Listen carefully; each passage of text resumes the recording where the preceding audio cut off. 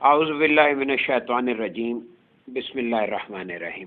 ہم یہ chapter number 30 پڑھ رہے ہیں۔ اس کا عنوان ہے شعور اور علم لدنی، اور کل ہم نے اسے پیج نمبر 257 کے مڈ تک پڑھا تھا۔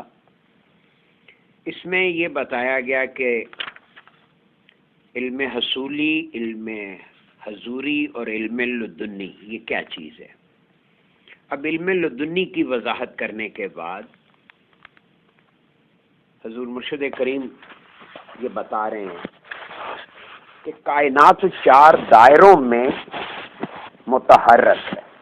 یعنی میں نے آپ سے پہلے بھی التجا کی ہے کہ یہ دائرے کا لفظ جو ہے وہ ہمارے ذہن میں کاغذ پہ بنا ہوا دائرہ آتا ہے۔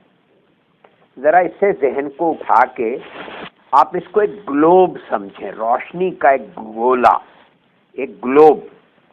تو یہ 4 گلوب ہیں جو کہ ایک کے اندر دوسرا، دوسرے کے اندر تیسرا، اور یہ ٹوٹل 4 گلوب بنتے ہیں کیونکہ یہ بیک وقت ہر طرف پھیلے ہوئے ہوتے ہیں۔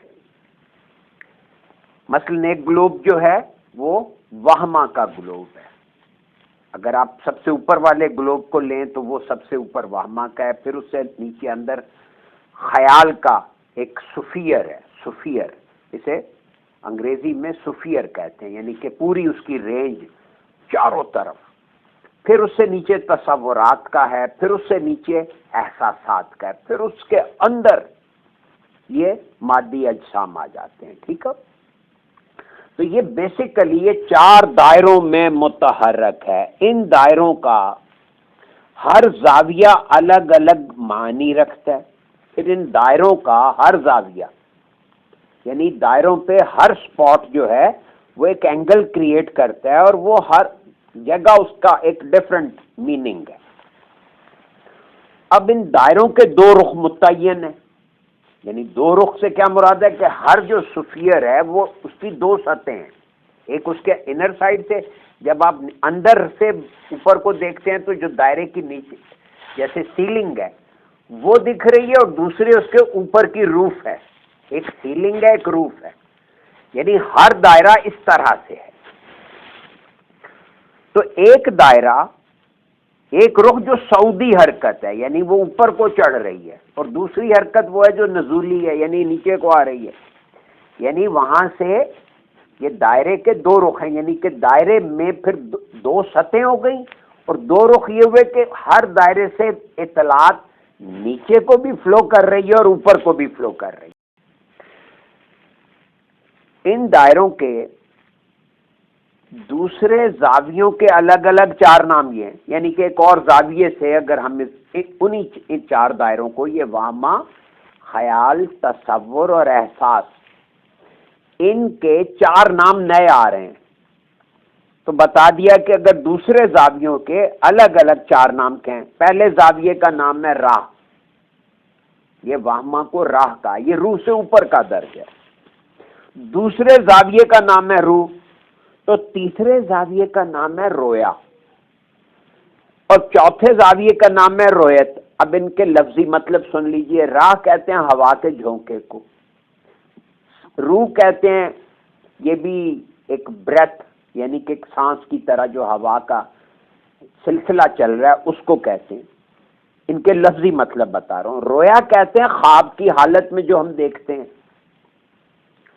علم الرویا کہتے ہیں اس علم کو جو خواب کے حواس سے متعلق ہے۔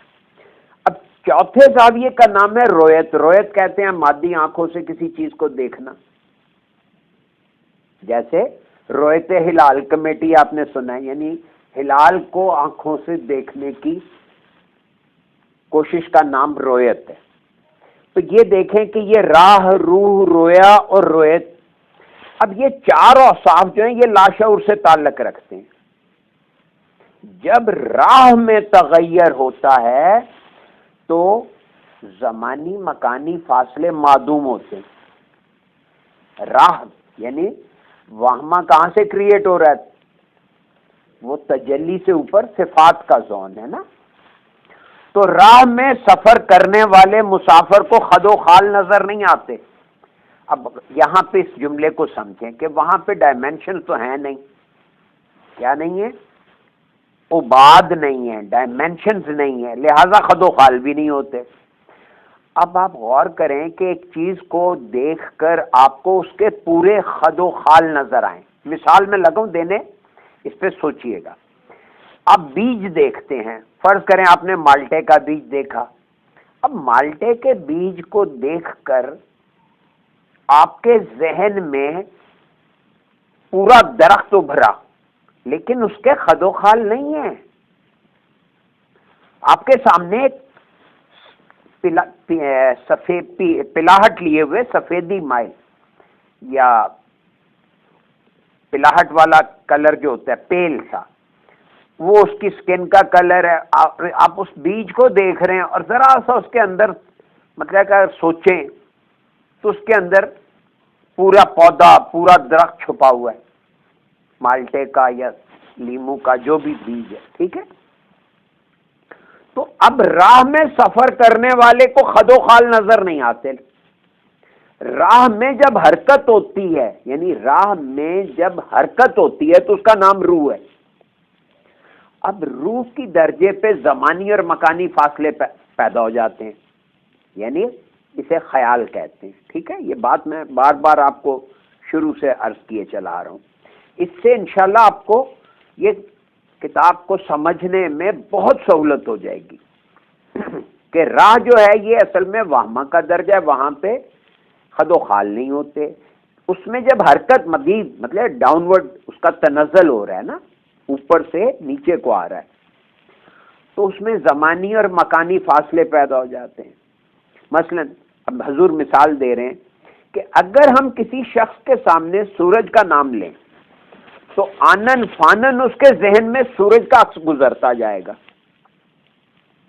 اب یہ جو اس کے ذہن سے گزرنے والا سورج، وہ سورج ہے جس سے وہ خارج میں روح شناس ہے، وہ کسی اور سورج کو نہیں جانتا. وہ فقط اس سورج سے واقف ہے جو ذہن میں موجود ہے. یہ ایک نقطے کی بات ہے. ہم سورج کے لفظ سے جس بھی چیز سے آشنا ہے ہمارے ذہن میں وہ آ رہی ہے، یعنی جو بھی نام پکاریں گے ہمارے مشاہدے میں، ہمارے علم میں اس کی جو شکل و صورت ہوگی وہ ابھرے گی. اگر ہم اس شخص کو ایک نقطہ تسلیم کر لیں تو یوں کہیں گے کہ نقطے میں خد و خال نہیں ہے. نقطے میں خد و خال نہیں ہوتے. جب آپ پین سے ڈاٹ لگاتے ہیں، یعنی قلم لکھنے کا آغاز کرتا ہے تو ایک نقطہ بنتا ہے. اب آپ کے ذہن میں لفظ ہے کہ اللہ لکھنا ہے، تو اب آپ اس نقطے کو اس کے ساتھ جڑا ہوا دوسرا تیسرا ایسے ایک نقطوں کی قطار بنا دیتے ہیں، ایک ترتیب سے ایک سیدھی لکیر بن جاتی ہے. یہ ساری لکیر الف جو ہے، پھر یہ الف لام لام ہے جو ہے، یہ سارا نقاط سے بنا ہوا ہے، نقطے ہیں. اب ایک نقطے میں تو کوئی خد و خال نہیں ہے. اب جب حرکت ہوتی ہے تو روح میں حرکت ہوتی ہے، یعنی گویا قلم حرکت کر رہا ہے تو یہ لفظ بن رہے ہیں، حرف بن رہے ہیں، تو خد و خال بن جاتے ہیں. اب یہ خد و خال اس نقطے کی حرکت کہلا رہے ہیں. اب نقطہ روح بن جاتا ہے تو شعور پیدا ہوتا ہے، یعنی پھر یہ بات فہم میں آتی ہے کہ کیا لکھا. تو نقطے کی پہلی حرکت کو تصور یا رویا کہتے ہیں. نقطے کی، اب یہ نقطہ جب حرکت کرے گا، راہ روح سے گزر کر نیچے رویا، تصور. یہ تصور جو میں عرض کر رہا تھا دیکھ لیجئے، واپس آ گیا نا وہ بات. لیکن جب یہ تصور گہرا ہو کر بصارت کی سطح پر آ جاتا ہے تو رویت بن جاتا ہے. یہ بات واضح ہو گئی. اب علم لدنی ایک ایسی ایجنسی ہے جو علم حضوری اور علم حصولی دونوں کی حدیں قائم کرتی ہے. علم لدنی کو یہاں پہ کیا کہا ہے؟ ایجنسی. یہ ایجنسی کا کام کر رہا ہے، ایک میڈیم کا کام کر رہا ہے، ان بٹوین ایجنٹ ہے یہ، جو ایک طرف علم حصولی کو اس کی حدوں میں رکھتا ہے اور علم حضوری کو اس کی حدوں میں رکھتا ہے اور دونوں کو برج بھی کرتا ہے۔ دونوں کی حدیں قائم کرنے کے بعد علم لدنی ہمیں علم حضوری اور علم حصولی کے طبعی قوانین سے روشناس کراتا ہے۔ یعنی پہلی ایک کام کیا کرتا ہے علم لدنی کے ہر دونوں قسم کے علوم کی حدیں متعین کر دیتا ہے کہ یہ چیز اگر اس حد میں ہے تو یہ علم حضوری ہے، اگر یہ بات اس زون میں ہے تو یہ حصولی ہے۔ دوسری بات یہ کرتا ہے کہ طبعی قوانین، یہ طبعی یعنی فزیکل لاز سے اس طرح سے روشناس کراتا ہے کہ ہمیں یہ محسوس ہونے لگتا ہے کہ اس کے پیچھے کوئی روحانی قوانین کا اتباع ہو رہا ہے، یعنی کہ تمام طبعی قوانین روحانی قوانین کے تابع ہیں، یعنی یہ ہر فزیکل لا کے پیچھے کوئی نہ کوئی روحانی قانون کام کر رہا ہوتا ہے۔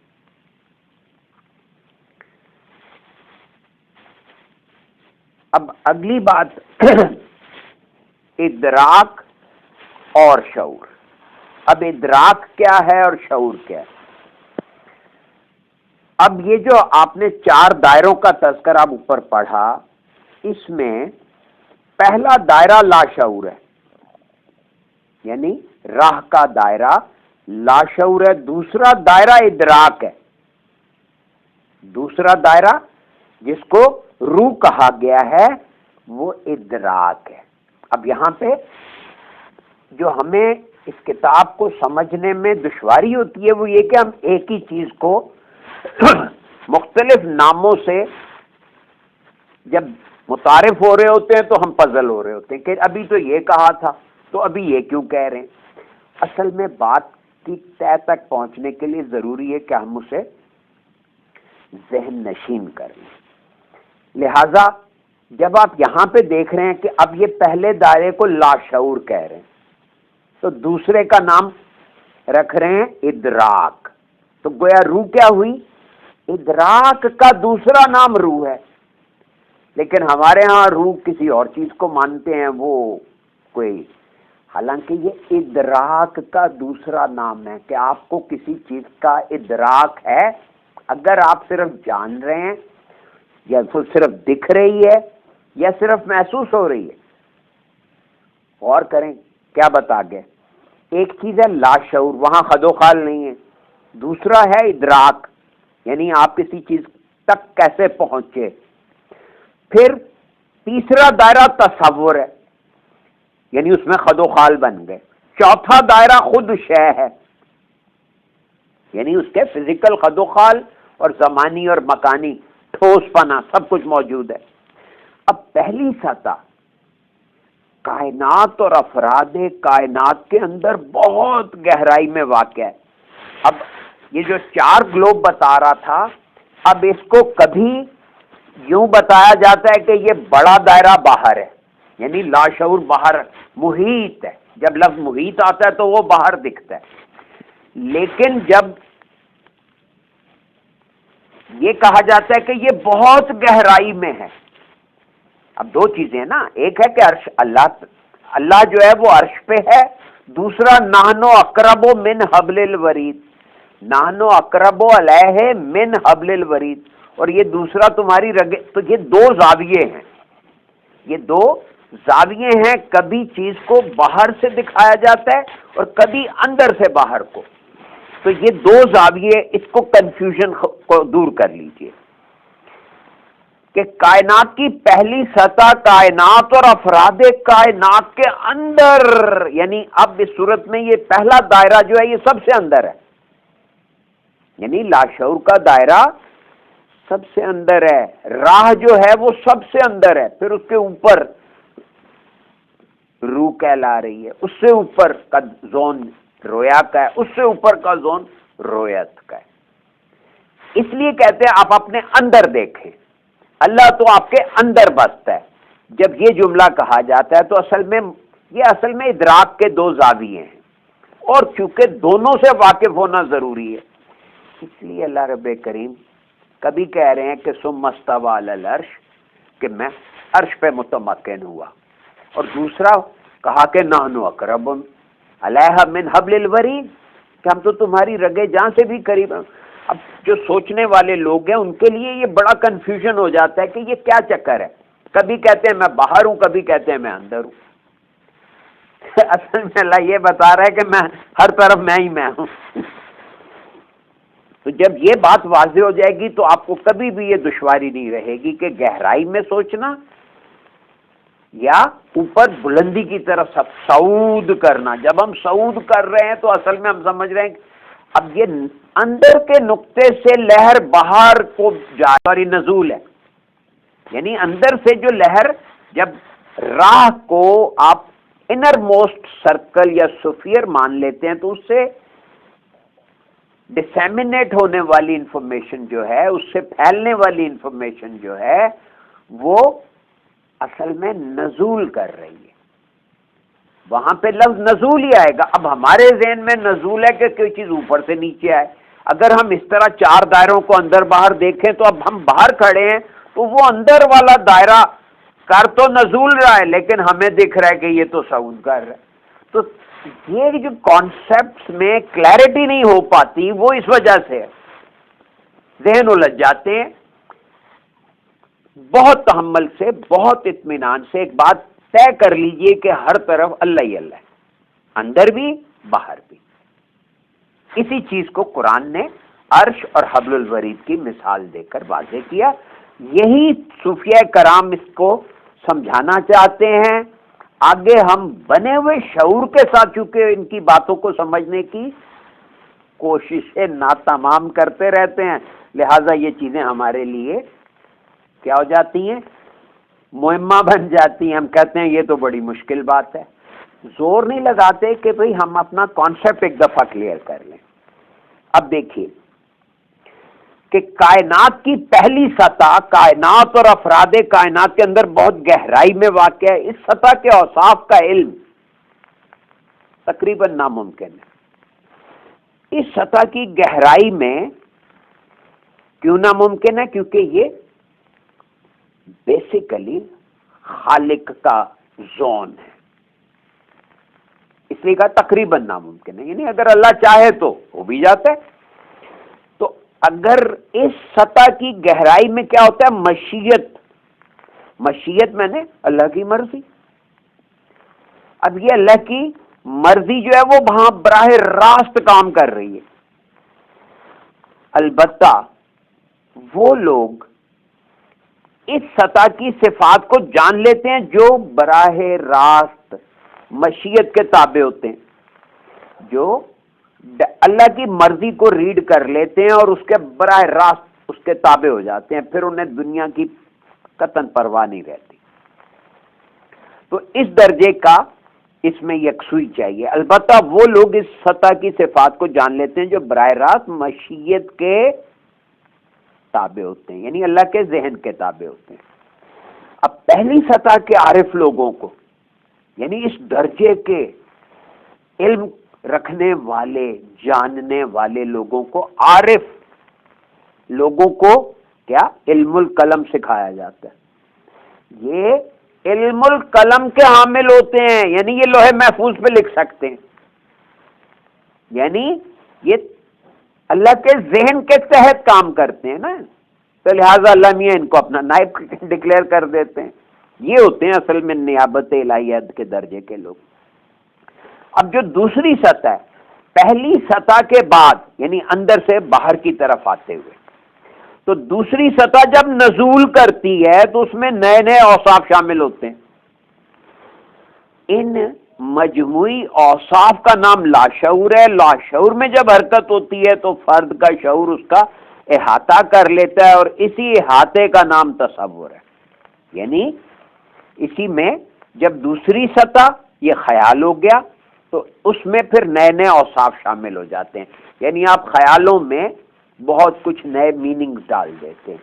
تو ان مجموعی اوصاف کا نام لاشعور ہے، اور جب اس لاشعور میں یعنی خیال میں حرکت ہو رہی ہے اور فرد کا شعور اس کا احاطہ کر لیتا ہے، یعنی وہ تصویر بننے لگتی ہے۔ تو اس احاطے کا نام تصور ہے.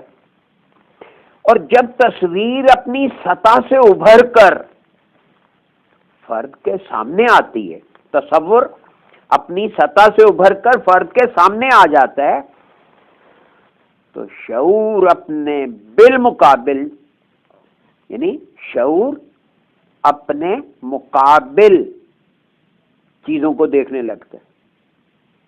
یہ وہ درجہ جب شعور کے اندر جو کچھ چل رہا ہے ان چیزوں کو وہ باہر دیکھنا سیکھ لیتا ہے. مختصر یہ کہ کائنات کے ہر فرد کو 4 سطحوں سے گزرنا پڑتا ہے، اور جب تک کوئی فرد ان 4 سطحوں سے نہ گزرے اس وقت تک شے کی موجودگی زیر بحث نہیں آتی. دوبارہ سن لیجئے، یہ 4 سطحیں وہمہ، خیال، تصور اور احساس، یہ چاروں سطحوں سے کوئی چیز نہیں گزرے گی، اس کا وجود ہی نہیں زیر بحث آ سکتا. اس بات کو اس طرح سمجھنا چاہیے کہ پہلے 3 مرحلوں میں شے کا تانا بانا تیار ہوتا ہے، اور چوتھے مرحلے میں شے خد و خال کے ساتھ موجود کا درجہ حاصل کر لیتی ہے، یعنی وہ موجود ہو جاتی ہے، اس کی موجودگی کا اعلان ہونا شروع ہو جاتا ہے، ورنہ وہ خیال اور تصور کی حدوں میں ہوتی ہے. اب ایک دوسری بات سمجھ لیں، یہ بڑی امپورٹنٹ ہے کہ کائنات میں شے کی حرکت 2 طرح ہوتی ہے. ہر شے کی حرکت 2 طرح کی ہے. ایک حرکت طولانی اور دوسری حرکت محوری ہے. ایک حرکت لمبے رخ ہے اور دوسری محوری ہے. محور کہتے ہیں لٹو کی طرح اپنے گرد گھومنا. اس پہ لٹو اور کی یہی سارے قانون جو ہیں بتائے ہوئے ہیں کہ کس طرح یہ محوری حرکت ہے اور کس طرح یہ طولانی حرکت ہے. طولانی حرکت یعنی کہ لٹو گھومتے ہوئے ایک تو اپنے گرد چکر لگا رہا ہے اور دوسرا آگے کو سفر کر رہا ہے. تو ایک حرکت طولانی ہے، طولانی میں نے اس میں طول ہے، اور دوسری محوری ہے، یعنی اس میں ہیں گردش میں دونوں. دیکھیں نا، اب اگر سورج کے گرد زمین گھوم رہی ہے تو زمین اپنے محور کے گرد بھی گھوم رہی ہے، تو اصل میں یہ 2 گردشیں ہیں. ایک اس کی محوری گردش اور دوسرے اس کی طولانی حرکت، یعنی کہ سورج کے گرد وہ چکر لگا رہی ہے. تو یہ چیز ایک الیکٹران کا پروٹون کے گرد گردش کرنا بھی، یہ دونوں حرکتیں ہیں. الیکٹران جو ہے وہ بھی اپنے گرد گھوم رہا ہے اور ساتھ میں وہ پروٹون کے گرد بھی گھوم رہا ہے، بالکل نظام سیارگان کی طرح، یا جسے آپ سولر سسٹم کہتے ہیں اس کی طرح. تو اب اس میں دونوں حرکتیں ہو رہی ہوتی ہیں، یعنی پورا سولر سسٹم بھی چل رہا ہے، زمین بھی چل رہی ہے، اور زمین 2 طرح کی حرکتیں کر رہی ہے. ایک وہ سورج کے گرد گھوم رہی ہے، ایک وہ اپنے گرد گھوم رہی ہے. اسی قانون کو اب یہ دیکھیں نا، یہ فزیکل لا، اس کے پیچھے روحانی قانون کیا ہے کہ ہر بندہ ہر خیال کو سپن بھی کر رہا ہے اپنے اندر اور اس کو لے کے آگے بھی چل رہا ہے. تو یہ ایک حرکت طولانی ہے اور دوسری حرکت محوری ہے.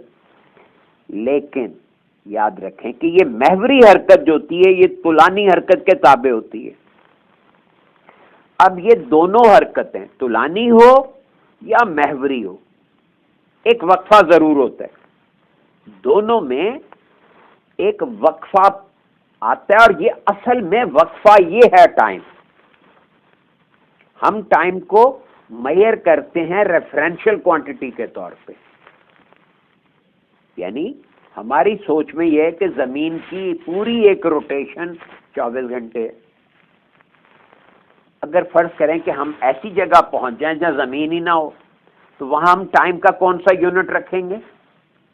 آپ ذرا خود کو ذہنی طور پہ اوپر لے جائیں. تو یہ ٹائم اصل میں وہ وقفہ ہے، وقفہ جو طولانی حرکت میں آتا ہے یا محوری حرکت میں آتا ہے. جیسے گھڑی کی سوئیاں اپنے گرد گھوم رہی ہیں، ان کی بیس جو ہے اس میں جو ایکسل ہے وہ اپنے گرد گھوم رہے ہیں، لیکن ساتھ میں سوئی کی آخری نوک جو ہے وہ طولانی حرکت میں چل رہی ہے. اب ان کے درمیان میں آپ نے دیکھا ہوگا ایسے ٹک ٹک کر کے وہ وقفہ لے لے کے سوئی چلتی ہے. ہم لگاتار چیزوں کو دیکھتے ہیں، پنکھے کو چلتے دیکھتے ہیں، کبھی غور نہیں کرتے کہ آلٹرنیٹنگ کرنٹ جو ہے وہ بار بار اپنی جہت بدل رہا ہے، اور اس طرح کرنٹ کے فلو میں وقفے آ رہے ہیں، لیکن ان کی رفتار کتنی ہوتی ہے کہ ہمارا شعور اس کا احاطہ ہی نہیں کر پاتا. تو یہ جو بات ہے کہ طولانی حرکت یا محوری حرکت، اب یہ طولانی حرکت کو دیکھیں مکانیت اور محوری حرکت کو زمانیت، دونوں حالتیں طولانی سمت اور محوری سمت میں ایک ساتھ گردش کرتی ہیں، اور یہ دونوں گردشیں مل کر مسلسل شعور کی تخلیق کرتی رہتی ہیں. اس کی مثال لٹو ہے. ڈوری میں باندھ کر لٹو کو پھینکا جاتا ہے، لٹو گھومتا ہے. تو لٹو کے گھومنے کی حالت زمانی اور مکانی دونوں طرح ہوتی ہے. لٹو محوری گردش میں یعنی اپنے گرد گھومتا ہے اور طولانی گردش میں آگے بھی بڑھتا ہے. اب طولانی گردش میں آگے بڑھنا یہ مکانیت ہے، اور محوری گردش میں یعنی دائروں میں اپنے گرد محور کے گرد گھومنا یہ زمانیت ہے. اب لٹو چلنے کے بعد جب تھمتا ہے تو دیکھنے میں لٹو چند منٹ کے لیے چلا، ٹھیک ہے، یہ ٹائم ہو گیا. یہ جو 1 منٹ یا 10 سیکنڈ یا 15 سیکنڈ وہ لٹو کھڑکی کی طرح گھوما، تو یہ ٹائم جو ہے اس کے گھومنے کا یہ اس کی ٹوٹل ڈیوریشن ہو گئی، یہ وقت ہو گیا، یہ زمانیت ہو گئی. اور جس جگہ سے اس نے حرکت شروع کی وہ 1 سینٹی میٹر کھسکا یا 10 سینٹی میٹر کھسکا یا وہ ترچھا ہو کے تو 10 میٹر تک دور چلا گیا. تو لٹو جس جگہ سے لٹو کی حرکت شروع ہوئی وہاں سے اس نے سفر کر کے کسی دوسری جگہ قیام کیا. تو ہم اب دیکھیں، ہم الٹا دیکھتے ہیں. طولانی حرکت کو ہم اپنے حواس میں جو اصل میں سپیس ہے اس کو یہ سیکنڈ، منٹ، گھنٹے، دن، ماہ اور سال اور صدیوں کی شکل میں شمار کرتے ہیں، لیکن اس کے ساتھ ساتھ طولانی گردش کو اپنے حواس میں منٹ یا مکانیت کا وقفہ شمار کرتے ہیں. یعنی یہاں پہ میرا خیال ہے محوری ہونا چاہیے، یعنی ایک طرف ہم اس کی طولانی حرکت کو یہ دے رہے ہیں اور دوسری طرف محوری حرکت کو زمانیت کہہ رہے ہیں. بس یہ بات سمجھ لیں، محوری حرکت ٹائم ہے اور اس کی طولانی حرکت جو ہے یہ سپیس ہے. جب ہماری نظر آسمان کی طرف اٹھتی ہے تو ہمارے حواس میں سیکنڈ، منٹ کے وقفے ٹوٹ جاتے ہیں. یہ سیکنڈ اور منٹ کہ یہ جو وقفے ہیں یہ ٹوٹ جاتے ہیں. اب اس جملے کو سمجھنے کے لیے آپ کو جوئے شیر لانی پڑے گی، لیکن بات اتنی سی ہے کہ حواس میں جو ترتیب ہے وہ ختم ہو جاتی ہے. یعنی آپ کی نظر جو سامنے ایسے کر کے ٹریول کر رہی ہے، آسمان کو دیکھتے ہے تو ایک سیکنڈ میں 9 کروڑ میل کا فاصلہ طے ہو جاتا ہے. بلکہ سیکنڈ کہاں، اسی سیکنڈ کے اسی فریکشن میں، اسی حصے میں. تو یہ جبکہ ہمارا شعوری تجربہ ہے کہ ہم چند سو قدم سے آگے نہیں دیکھ سکتے، لیکن نا ہم سامنے دیکھتے ہیں تو ہماری نگاہ ایک حد تک دیکھتی ہے، اس کے بعد وہ سب دھندلا ہونا شروع ہو جاتا ہے. لیکن آسمان کو دیکھتے ہیں تو سورج اور چاند اور تارے ہمیں صاف دکھ رہے ہوتے ہیں. تو یہ ہے وہ شعوری وقفے، یعنی کہ حواس کے وقفے جو ٹوٹ جاتے ہیں، یعنی وہ حذف ہو جاتے ہیں. چاند، سورج، ستاروں اور اجرام فلکی کو دیکھنا اسی لیے ممکن ہے کہ ہم طولانی گردش کے ساتھ محوری گردش میں بھی سفر کر رہے ہوتے ہیں. طولانی گردش میں وقفہ مکانیت ہے، محوری گردش میں مکانیت نہیں ہوتی، یعنی زمانیت ہوتی ہے. تو محوری گردش میں جب ہم 9 کروڑ میل دور سورج کو دیکھتے ہیں تو ہم اصل میں محوری گردش میں منتقل ہو جاتے ہیں. ہم محوری گردش میں سفر کریں یا طولانی گردش میں سفر کریں، یہ دونوں گردشیں مل کر وقفہ کہلاتی ہیں. وہمہ، خیال اور تصور سے گزر کر آدمی محسوساتی حالت میں داخل ہوتا ہے. محسوسات کی مرکزیت یعنی سینٹریلٹی، ان کا سینٹر عالم ناسوت ہے. عالم ناسوت مادی زندگی ہے، ایسی مادی زندگی جو ٹھوس ہے اور عناصر کا مجموعہ ہے. میرا خیال ہے یہاں رک جاتے ہیں. آج آپ نے ادراک اور شعور اور ساتھ میں 4 زاویے، بات وہی ہے، اسی کے نت نئے زاویوں کو ابھارا جا رہا ہے کہ 4 چیزیں ہیں: وہمہ، خیال، تصور اور احساس. یہ آخری جملے